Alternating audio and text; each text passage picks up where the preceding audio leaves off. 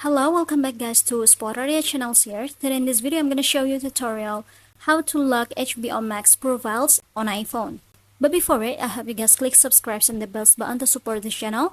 And now without any further ado, let's get started to the video. Well guys, firstly here of course you just have to make sure that you already have the HBO Max applications, and also you have to make sure that your phone is already connected to the internet.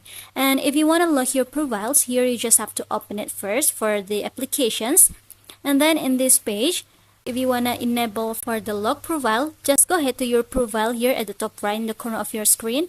Now tap on this manage profiles options. Just go ahead, and after go ahead to your profile. And now here you will see at the profile settings at the bottom here, which means the lock profile options. If you want to enable or activate, you just have to tap on this toggle beside the lock profile. I'm gonna tap on it. So here you have to enter your HBO Max password account first, yeah guys. Now tap on the submit button here at the top right in the corner. And when it's look like this, you have to enter for PIN first for your profile if you want to open it. And here I'm gonna make a simple pin, yeah guys, like this. Now tap on save button. So here your profile is already locked right now.